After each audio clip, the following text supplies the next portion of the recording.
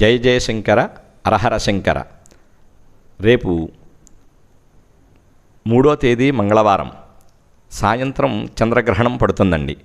ఇది మఖ పుబ్బ ఉత్తర 1వ పాదం సింహరాశి వాళ్ళకి సంభవిస్తుంది. ఈ సింహరాశి వాళ్ళు ఈ గ్రహణం చూడకూడదు. మనకి యూట్యూబ్లోను వాటిలోనూ ఈ కొన్ని రాశులు చెప్పారు, అవన్నీ అవసరం లేదండి.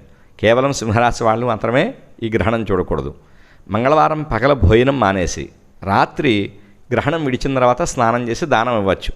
ఏం దానం ఇవ్వాలి అంటే ఉలవలు, కేతుగ్రస్తం కాబట్టి ఉలవల కేజీ, బియ్యం కేజీ దానం ఇస్తే సరిపోతుంది. అంతకన్నా ఇంకో వస్తువు ఏది దానం అక్కర్లేదండి.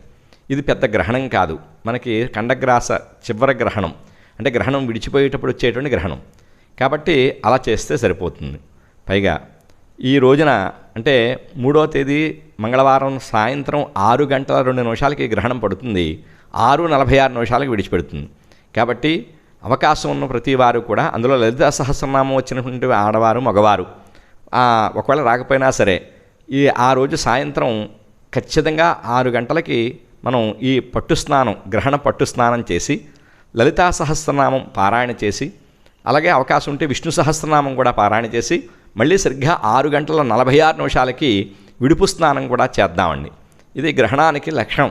అంటే గ్రహణం పట్టినప్పుడు పట్టు స్నానం, విడుపు స్నానం మంత్రకంగా చేయాలని శాస్త్రం. కాబట్టి అట్లా మనం చేద్దాం.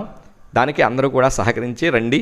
మన బుడతల మామిడి క్షేత్రం కుంకుదురు బుడతల మామిడి బాలాత్రిపుర సుందరి సమేత త్రిముఖలింగేశ్వర స్వామి యొక్క దేవాలయం దగ్గర స్నానాలయ దగ్గరికి వస్తే మనం మంగళవారం సాయంత్రం అట్లా చేద్దాం. ఈ దానాలు ఇచ్చేవారు పగల భోజనం మానేసి సాయంత్రం దానం ఇద్దరు కానీ, అలాగే పగల భోజనం చేయడం మానడం కుదరకపోతే మన్నాడు దానం ఇచ్చుకోవచ్చు. ఈ రకంగా గ్రహణాన్ని చక్కగా మనం చేసి సుశాస్త్రీయంగా గ్రహణ సమయాన్ని వినియోగం చేసుకుందామండి. అందరూ దీన్ని గమనించే ప్రార్థన. జయ జయశంకర హరహర శంకర.